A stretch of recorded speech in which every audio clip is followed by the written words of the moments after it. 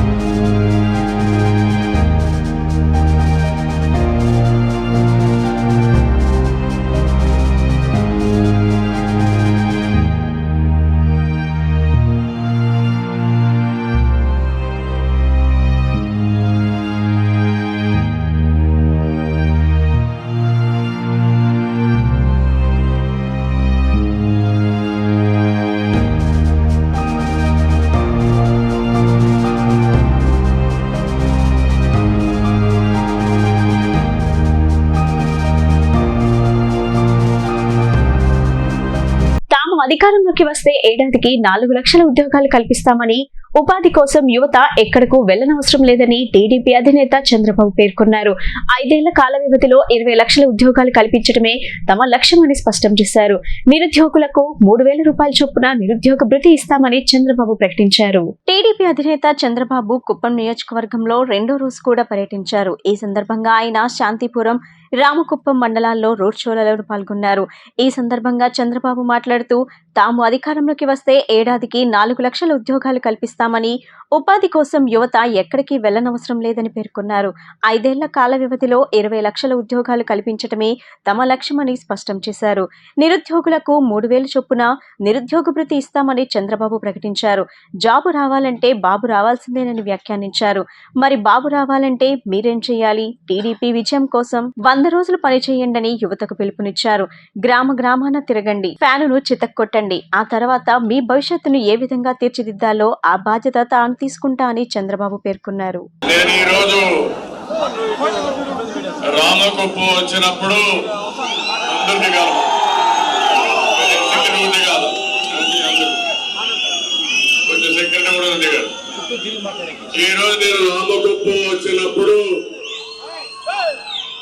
నా జీవితంలో ఎప్పుడూ చూడని అభిమానం మీ దగ్గర నుంచి నేను చేశాను.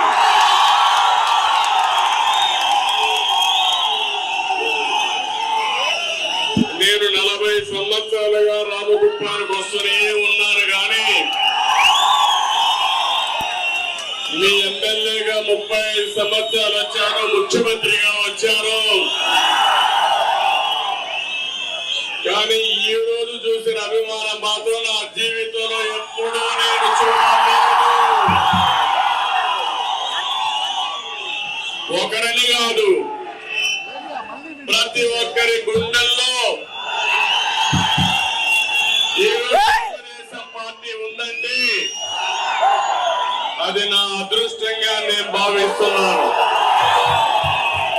వచ్చినప్పటి నుంచి చూస్తున్నా నా తెలుగింటి ఆడపడుతున్న మంగళహారతులు ఇచ్చి, చంద్రన్న మీరే మాకు దిక్కని, మమ్మల్ని కాపాడమని, మా భవిష్యత్తు మీ చేతుల్లో ఉందని మా ఆడపడుతులందరూ నిండు మనసుతో ఆశీర్వదించారు.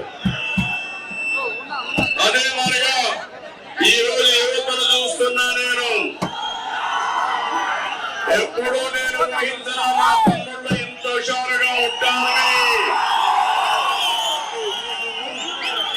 యువత ఆకాశానికి ఎగిరే పరిస్థితి వస్తున్నారు.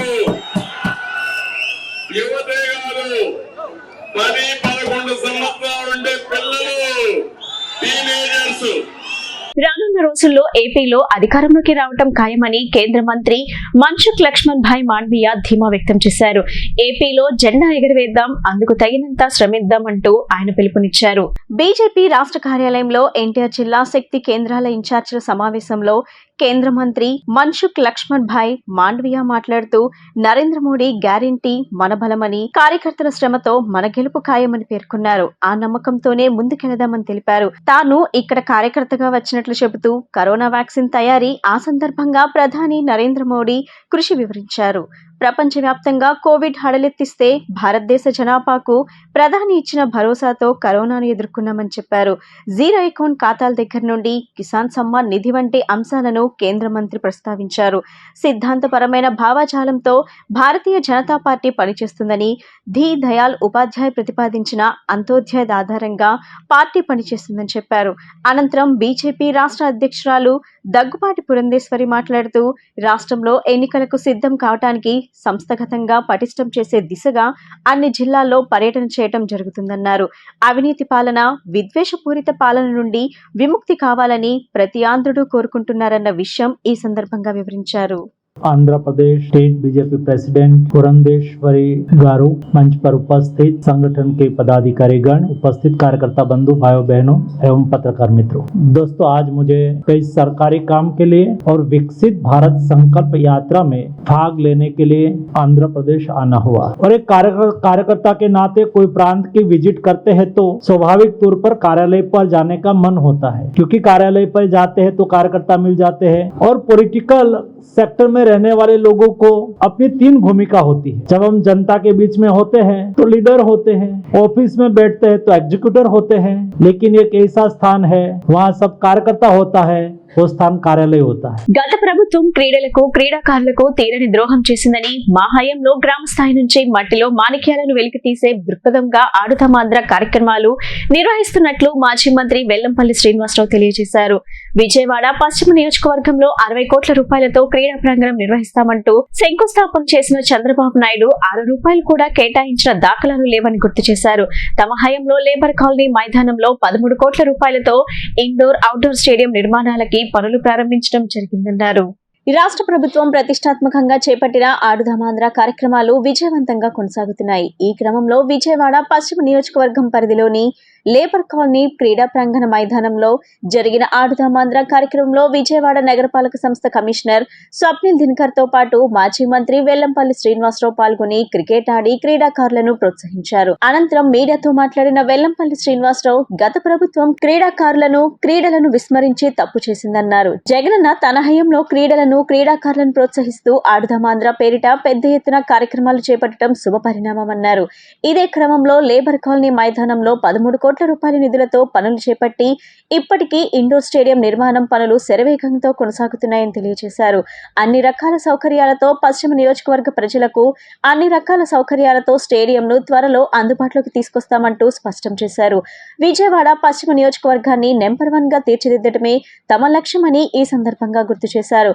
లేబర్ కాలనీ మైదానంలో స్టేడియం నిర్మాణ పనులు శరవేగంతో సాగుతున్నాయని, పట్టణ ప్రాంతంతో పాటు గ్రామీణ ప్రాంత ప్రజలకు ఉపయోగపడేలాగా ఈ స్టేడియంను తీర్చిదిద్దుతున్నట్లు వీఎంసీ కమిషనర్ స్వప్నిల్ దినకర్ తెలియజేశారు.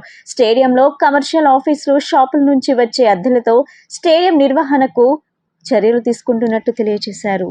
విజయవాడ పశ్చిమ నియోజకవర్గంలో స్టేడియం అనేది చిరకాల వాంఛ. అందరూ కూడా పశ్చిమ నియోజకవర్గంలో స్టేడియం కావాలని చెప్పడం, దాన్ని ఏ ప్రభుత్వం కూడా పట్టించుకోవడం గతంలో చూసాం. అదేవిధంగా ఇక్కడ 2009లో నేను ఎమ్మెల్యేగా ఉన్నప్పుడు ఈ ల్యాండ్ ని ఏదైతే లేబర్ డిపార్ట్మెంట్ ల్యాండ్ ని ఆ రోజు దీన్ని స్పోర్ట్స్ అథారిటీకి బదలాయించి దీనిలో స్టేడియం నిర్మించాలని చెప్పని ఆ రోజు తలంపిస్తే గతంలో చంద్రబాబు నాయుడు 60 కోట్లు అని చెప్పని ₹6 కూడా ఫండ్స్ రిలీజ్ చేయకుండా శంకుస్థాపన చేసి వెళ్ళిపోయారు. కానీ మా ముఖ్యమంత్రిగా జగన్మోహన్ రెడ్డి గారు ముఖ్యమంత్రి అయ్యాక ఈ స్టేడియం గురించి చెప్పిన వెంటనే ప్రభుత్వం నుంచి ఒక 7 కోట్లు, మన మున్సిపల్ కమిషనర్ గారు కార్పొరేషన్ నుంచి ₹6 కోట్ల 13 కోట్లతో మొదటి విడతలో ఈ యొక్క స్టేడియం ని అభివృద్ధి చేస్తున్నాం. మొట్టమొదటిగా ఈ ల్యాండ్ ని మొత్తం లెవలింగ్ చేయడం కానివ్వండి, ఈ ల్యాండ్ ప్రొటెక్షన్ కోసం అని చెప్పని కాంపౌండ్ వాల్ కట్టడం కానివ్వండి, ఇప్పుడు లోపల ఇండోర్ గేమ్స్ ఆడుకోవడానికి కోర్టు కూడా ఆల్రెడీ ఈ మంత్ ఎండింగ్ అంటే మోస్ట్లీ సంక్రాంతి పండుగ తర్వాత దాన్ని ప్రారంభించుకోవడానికి సిద్ధం చేస్తున్నాం. దాదాపు 6 కోట్ల నగరపాలక సంస్థ నిధులు, ₹7 కోట్ల ప్రభుత్వ నిధులతో ఈ కార్యక్రమం చేపట్టారు. దీంట్లో బాస్కెట్ బాల్ అని, అదేవిధంగా టెన్నిస్ కి అన్ని రకాల సౌకర్యాలతో పిల్లలు ఆడుకోవడానికి, ఏదైతే యువత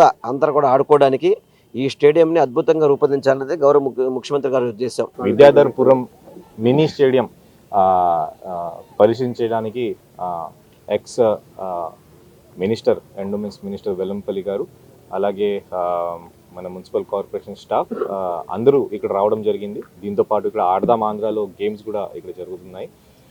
చాలా మంచి స్టేడియం మనం ఇక్కడ కట్టున్నాము. ఎందుకనే వెస్ట్ న్యూజన్ వర్క్ చూస్తే అక్కడ స్పోర్ట్స్ ఫెసిలిటీస్ కొంచెం తక్కువ ఉన్నాయి. ఇలాంటి స్టేడియం వస్తే, అంటే పెద్ద స్టేడియం వస్తే కొంచెం బాగుంటుంది. మరీ ముఖ్యంగా ఇది హైవేలో ఉంది, అంటే బైపాస్ లో ఉంది, గొల్లపూడి బైపాస్ లో ఉంది. కాబట్టి ఇది ఒక వెస్ట్ న్యూజన్ కాకుండా ఇక్కడ పక్కన ఉన్న గ్రామాల కోసం కూడా చాలా చాలా ఉపయోగపడుతుంది. విజయవాడ సిటీ ఇటువైపు కూడా చాలా డెవలప్మెంట్ అవుతుంది. కాబట్టి ఈ స్టేడియం చాలా చాలా ముఖ్యమైన లొకేషన్లో ఉంది. ఈ స్టేడియం కాకుండా ఇక్కడ ఒక కమర్షియల్ బేసిస్లో ఆఫీస్ స్పేస్ కానీ, షాపింగ్ కాంప్లెక్స్ కానీ, అది కూడా ఒక ప్రపోజల్ ఉంది. అంటే క్రాస్ సబ్సిడైజేషన్, అక్కడ నుంచి వచ్చిన ఆదాయం ఈ స్టేడియం మీద పెట్టడం, ఇక్కడ మంచి పబ్లిక్కి ఒక అవకాశం మనం ఇస్తున్నాము. మన ఇండోర్ స్టేడియం ఇక్కడ ఒక 2 పార్ట్స్ ఉన్నాయి, అవుట్డోర్ గేమ్స్ అలాగే ఇండోర్ గేమ్స్. ఇండోర్ స్టేడియంలో ఒక 6 crore పెట్టుకొని మనం పర్టికులర్గా ఇక్కడ బ్యాడ్మింటన్ 4 బ్యాడ్మింటన్ కోర్ట్స్ మనం కట్టున్నాము. అది మల్టీపర్పస్ యాక్చువల్లీ. ఆ బ్యాడ్మింటన్ కోర్ట్స్ తీసేసి బాస్కెట్బాల్ కూడా పెట్టవచ్చు, ఇన్సైడ్ వాలీబాల్ కూడా చేయవచ్చు. అవుట్ సైడ్లో టెన్నిస్, దెన్ ఖోఖో, దెన్ తర్వాత కబడ్డీ, ఇది కాకుండా బాస్కెట్బాల్ ఇది కూడా మనం పెడుతున్నాము. మరీ ముఖ్యంగా 2.1 kilometer వాకింగ్ ట్రాక్ కూడా, అంటే మార్నింగ్ వాకర్స్ కోసం వాకింగ్ ట్రాక్ కూడా మనం ఇక్కడ పెడుతున్నాము. సరికొత్త లుక్, స్టైల్, స్పీడ్ తో వస్తున్న అమృత్ భారత్ ఎక్స్ప్రెస్ రైలు మొదటి దశలోనే విజయవాడ మీదుగా రాకపోకలు సాగించనుంది. శనివారం ప్రధాని నరేంద్ర మోడీ చేతుల మీదుగా ప్రారంభమవుతున్న 2 ఎక్స్ప్రెస్ రైళ్లలో ఒకటి ఏపీలో అడుగుపెట్టనుంది.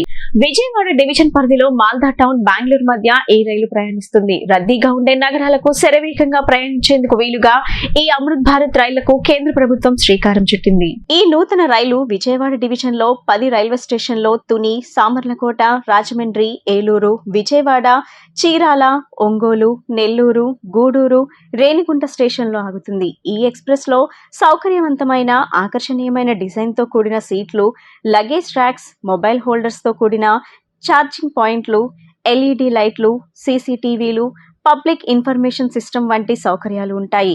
ఇది non AC sleeper come unreserved class service. తక్కువ ఖర్చుతో ఎక్కువ దూరాలకు సేవలందించేలా రూపొందించబడింది. ఈ నేపథ్యంలో Vijayawada divisional railway manager Narendra Anand Patil తన కార్యాలయంలో ఏర్పాటు చేసిన విలేకరుల సమావేశంలో ఆయన మాట్లాడుతూ, అమృత్ భారత్ రైలు అనేది 22 కోచ్లతో ఉంటుందని తెలిపారు. ప్రమాదరహితమైన ఎల్హెచ్బి కోచ్లు ఉంటాయన్నారు. రైల్లో 12 non air conditioner sleeper class, general and reserved class బోగీలు 8 చొప్పున ఉంటాయని ఆయన వెల్లడించారు. Honorable Prime Minister of India, Shri Narendra Modi ji, will flag off 2 Amrit Bharat trains on 30th of December. First train is from Ayodhya to Darbhanga, and second Amrit Bharat train is between Bengaluru and Malda town. The second Amrit Bharat train, it will be passing through Vijayawada division, and majority of the Vijayawada division stations will be covered in the journey of this train. This second route which we are talking is about enhancing the connectivity towards the southern part of the country, from Malda town, from the eastern part of the country towards the southern part of the country.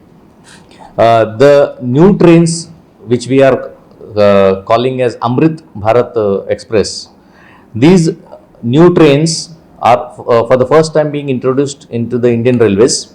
Earlier we had seen Vande Bharat Express. Now these are the new trains. They are called Amrit Bharat Express. These trains, there are some of the basic features and some of the specialities of these trains I would like to enumerate. These trains will be run on a push-pull method. The operation system of these trains will be push and pull. Means there will be two locomotives, one ahead and one behind, and the trains will be running with these two locomotives. So that whenever the journey ends and it has to return back for another journey, we need not change the locomotives. Plus the acceleration, deceleration becomes easier. For various ghat sections, we don't need to add banking locomotives, and there's a lot of time saving is also achieved. Apart from this push-pull technology, which is safer also and which is faster also, this other aspects which are available are improved facilities inside the train. The train will have better sitting, aesthetically designed sitting seats will be there.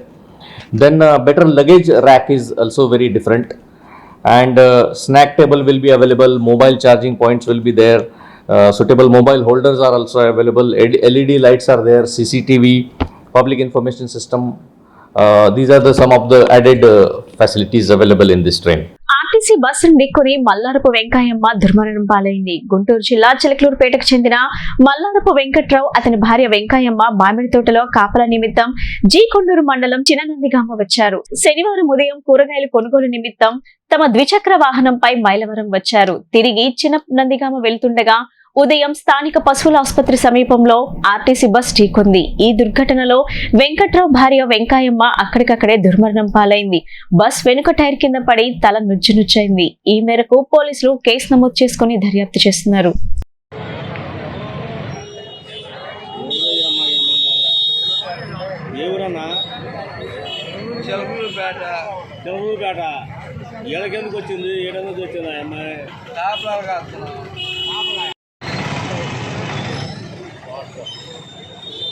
ఆయన కట్టండి బండి తోలనాయనకి ఇదిగో ఏడు బండి తోలిన ఆయన ఎవరు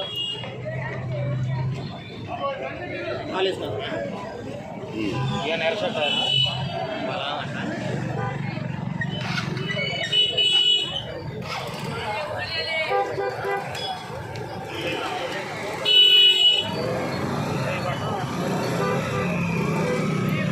currency Nagar Shri Chaitanya స్కూల్లో 9వ తరగతి విద్యార్థి హోంవర్క్ రాయలేదనే కారణంతో ఆ విద్యార్థిని ఓ ఉపాధ్యాయుడు చితక్కొట్టడంతో వివాదానికి దారితీసింది. ఆ విద్యార్థిని ఆ ఉపాధ్యాయుడు కాలుతో తన్నడంతో కాలు విరిగిందని తల్లిదండ్రులు ఆందోళన వ్యక్తం చేస్తున్నారు.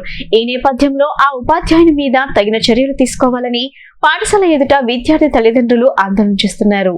ప్రత్యేక హోదా ముగిసిన అధ్యాయం కాదని, హోదా సాధనకు ప్రతి ఒక్కరూ కలిసి కట్టుగా ముందుకు రావాలని జై భారత్ నేషనల్ పార్టీ అధ్యక్షుడు వివి లక్ష్మీనారాయణ పిలుపునిచ్చారు. ప్రత్యేక హోదాను వదిలేయొద్దని ఐక్యంగా పోరాడి హోదా సాధిద్దామని పేర్కొన్నారు.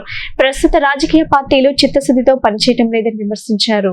విజయవాడలో జై భారత్ నేషనల్ పార్టీ అధ్యక్షుడు వివి లక్ష్మీనారాయణ విలేకరులతో మాట్లాడారు. ప్రత్యేక హోదా సాధనకు కేంద్రంపై ఒత్తిడి తెచ్చేందుకు గతంలో 4 సార్లు అవకాశం వచ్చినా తేదేపా వైకాపాలు ఉపయోగించుకోలేదన్నారు. 2019లో సిఏఏ చట్టం తెచ్చిందని దానికి 2 పార్టీలు ఓటేశాయన్నారు. 2022లో రాష్ట్రపతి, ఉపరాష్ట్రపతి ఎన్నికలు, 2023లో సివిల్ సర్వెంట్స్ బిల్లును ఆమోదించే సమయంలో ఒత్తిడి చేసే అవకాశాలున్నా పట్టించుకోలేదన్నారు. 14, 15 ఫైనాన్స్ కమిషన్లు ప్రత్యేక హోదా కేంద్రం చెప్పిన మాటలను కొట్టిపారేశారు. 2021 మార్చి నెలలో పుదుచ్చేరి ఎన్నికల్లో కేంద్ర మంత్రి నిర్మలా సీతారామన్ భాజపా ఉప ఎన్నికల ప్రణాళిక విడుదల చేశారని, దానిలో పుదుచ్చేరికి 2.5 లక్షల ఉద్యోగాలతో పాటు ప్రత్యేక హోదా ఇస్తామని హామీ ఇచ్చారని గుర్తు చేశారు. ఫైనాన్స్ కమిషన్ చైర్మన్ గా పనిచేసిన ఎన్కే సింగ్ రాష్ట్రాలకు ప్రత్యేక హోదా ఇవ్వటం అనేది కేంద్ర ప్రభుత్వం పరిధిలో ఉందన్నారని గుర్తు చేశారు. రాష్ట్రంలో ప్రతి ఒక్కరూ ప్రత్యేక హోదా కావాలన్నా బ్యాడ్జ్ ధరించాలని కోరారు. ఈ సందర్భంగా బ్యాడ్జ్లు విడుదల చేశారు. రాజకీయ నాయకులకు ఇచ్చి వారితో ప్రత్యేక హోదా సాధిద్దామని పేర్కొన్నారు. ప్రత్యేక హోదా కోసం పోరాడిన చలసాని శ్రీనివాస్, పోతిన రామారావు తదితరులు అభినందించారు. మరోసారి అందరం కలిసి పోరాటం చేద్దామని పిలుపునిచ్చారు. జనవరి 26న ప్రత్యేక కార్యక్రమం చేపడదామని వివి లక్ష్మీనారాయణ పేర్కొన్నారు. తక్కువ ఎదుగుదల ఇలాంటిది ఉంటే అమ్మ మొదటి బాధ్యత ఆ పిల్లవాడి మీద గాని ఆ పాప మీద గాని ఉంటుంది. అదే మనం భారతదేశానికి కూడా వర్తిస్తే మన రాజ్యాంగం చూస్తే India is union of states అంటే భారతదేశం అన్నది ఒక రాష్ట్రాల సముదాయం. అందువల్ల కేంద్ర ప్రభుత్వ బాధ్యత ఏంటంటే అన్ని రాష్ట్రాలు చక్కగా ఎదగాలి అన్నది ఇవ్వడం అన్నది కేంద్ర ప్రభుత్వం యొక్క బాధ్యత. అందుకనే నేను జమ్మూ అండ్ కాశ్మీర్ తీసుకుంటే ఆర్టికల్ 370 ప్రకారం జమ్మూ అండ్ కాశ్మీర్కి ప్రత్యేక హోదా ఇవ్వడం జరిగింది. ఆ తర్వాత మిగతా రాష్ట్రాలకు ఏం చేయాలి అన్నప్పుడు 5వ ఫైనాన్స్ కమిషన్ ఏదైతే ఉందో ఆర్టికల్ 280 ప్రకారం ఏర్పాటు చేయబడ్డ ఫైనాన్స్ కమిషన్ 5వ ఫైనాన్స్ కమిషను ఏ రాష్ట్రాలలో అయితే కొండ ప్రాంతాలు ఎక్కువగా ఉన్నాయి, జనసాంద్రత తక్కువగా ఉంది, ట్రైబల్ పాపులేషన్ ఎక్కువగా ఉంది, ఏ ప్రాంతాలైతే భారతదేశానికి బార్డర్లో ఉంటాయి, లేకుంటే ఏ రాష్ట్రాలకైతే విశేషంగా వనరులు ఉండవు, ఇటువంటి వారికి స్పెషల్ కేటగిరీ స్టేటస్ ఇవ్వాలి అని చెప్పేసి 5వ ఫైనాన్స్ కమిషన్ వాళ్ళు నిర్ణయించడం జరిగింది. ఆ నిర్ణయించిన తర్వాత ఇప్పుడు మొత్తం 11 రాష్ట్రాలకి స్పెషల్ కేటగిరీ స్టేటస్ ఇవ్వడం జరిగింది. అంటే ముఖ్యంగా ఈశాన్య రాష్ట్రాలు, ఆ తర్వాత హిమాచల్ ప్రదేశ్, తర్వాత ఫైనల్గా ఉత్తరాఖండ్. 2000 సంవత్సరంలో ఉత్తరాఖండ్ రాష్ట్రం ఏర్పడిన తర్వాత 2001వ సంవత్సరంలో దానికి స్పెషల్ కేటగిరీ స్టేటస్ అన్నది ఇవ్వడం జరిగింది. సో ఈ విధమైన బ్యాక్గ్రౌండ్లో మనం ఆలోచించాలి. దత్తపుత్రుడు కార్లను మార్చినట్టు భార్యలు మార్చుతున్నాడంటూ సీఎం జగన్ భీమవరంలో చేసిన వ్యాఖ్యలపై జనసేన నేత పోతిన వెంకట మహేష్ బదిలిచ్చారు. ఎన్నికల్లో ఓడిపోతామన్న భయంతోనే సీఎం జగన్ మతి భ్రమించినట్లు మాట్లాడుతున్నాడని ఎద్దేవా చేశారు. రాష్ట్రంలో ఏమాత్రం విలువలు లేని వ్యక్తి ఎవరైనా ఉన్నారంటే అది జగనే అని విమర్శించారు. దరిద్రపుత్రుడు, అప్పుల Apparao, Chanchalguda star, mortgage star అనే పేర్లు జగన్ కు అతికినట్టు సరిపోతాయని పోతిన మహేష్ వ్యంగ్యం ప్రదర్శించారు. మహిళలను ఆట వస్తువులుగా భావించే జగన్ తల్లిని, చెల్లిని ఇంట్లో నుంచి గెంటేశాడని ఆరోపించారు. పవన్ పై వ్యక్తిగత విమర్శలు చేస్తే జగన్ ను రాష్ట్రంలోని మహిళలే తరిమి కొడతారని స్పష్టం చేశారు. అందరికీ నమస్కారం. జగన్మోహన్ రెడ్డి గారికి ఓటమి భయం పట్టుకుంది, మతి భ్రమించి అందుకనే పవన్ కళ్యాణ్ గారి మీద వ్యక్తిగత విమర్శలు చేస్తూ ఉన్నారు. పవన్ కళ్యాణ్ గారి, చంద్రబాబు నాయుడు గారి పొత్తును చూసి ఓటమి ముందే ఖరారయ్యి సీఎం స్థాయి వ్యక్తి కూడా దిగజారిపోయి ఈ రోజున దిగజారుడు మాటలు ఈ రోజున విమర్శలు చేస్తూ ఉన్నారు. రాష్ట్రంలో ఎక్కడైనా అభివృద్ధి జరిగిందా? దీని మీద మీరు చర్చకు రావాల్సింది. రాష్ట్రంలో ఒక పెట్టుబడి లేదు, ఒక పరిశ్రమ లేదు, ఒక సేవా రంగం ద్వారా ఒక ఉద్యోగం ఇప్పించినటువంటి మీరు ఈ రాష్ట్రాన్ని సర్వనాశనం చేసి యువతకి ఎండవాము మావులు చూపిస్తున్నటువంటి మీరు పవన్ కళ్యాణ్ గారి మీద విమర్శలు చేస్తారా? ఈ రోజున భీమవరంలో జరిగిన ప్రభుత్వ కార్యక్రమంలో మీరు రాజకీయ ఉపన్యాసాలు చేయొచ్చా? రాజకీయ విలువల్ని తొంగలోకి తొక్కుతారా? మీరు తొంగలో తొక్కుతారా? దీనికి మీరు సమాధానం చెప్పాలి. రాజకీయాల్లో విలువలు లేని వ్యక్తి సీఎం జగన్ గారిని ఈరోజు అందరూ మాట్లాడుతూ ఉన్నారు. మిమ్మల్ని ఏమనాలి? చెంచల్ కూడా స్టార్ అనాలా? 13 సిబిఐ కేసులు, 3 ఈడీ కేసులు, 16 నెలలు జైలు జీవితం గడిపి 1,00,000 కోట్లు కొట్టేసిన మిమ్మల్ని చెంచల్ కూడా స్టార్ కాకుండా ఏమనాలో కూడా మీరు సమాధానం చెప్పాలి. మిమ్మల్ని దరిద్ర పుత్రులని ఈ రోజున రాష్ట్ర ప్రజలు, రైతాంగం అందరూ పదే మాట్లాడుతూ ఉన్నారు.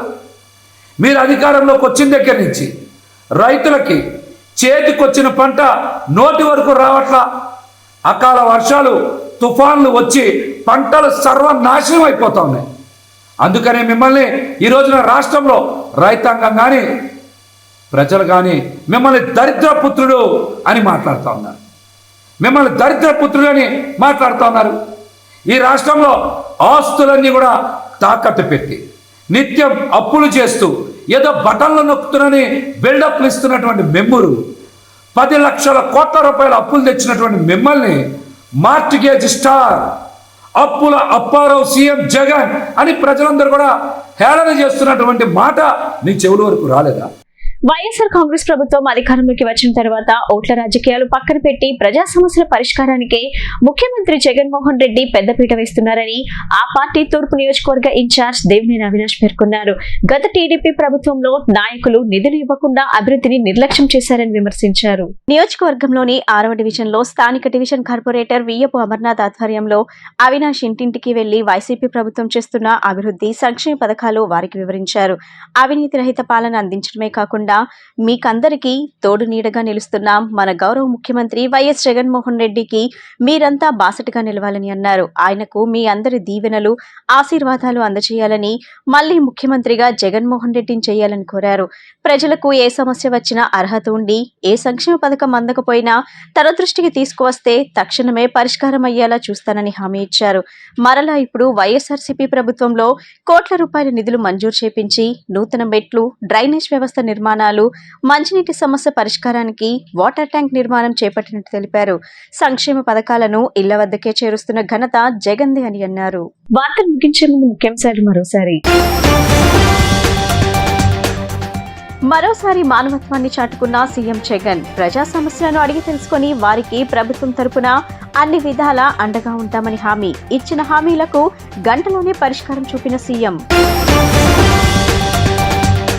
తాము అధికారంలోకి వస్తే ఏడాదికి 4 లక్షల ఉద్యోగాలు కల్పిస్తామన్న టీడీపీ అధినేత చంద్రబాబు. 5 ఏళ్ల కాల వ్యవధిలో 20 లక్షల ఉద్యోగాలు కల్పించటమే తమ లక్ష్యమని స్పష్టం చేసిన బాబు. నిరుద్యోగులకు 3,000 రూపాయల చొప్పున నిరుద్యోగ భృతి ఇస్తామని చంద్రబాబు ప్రకటన.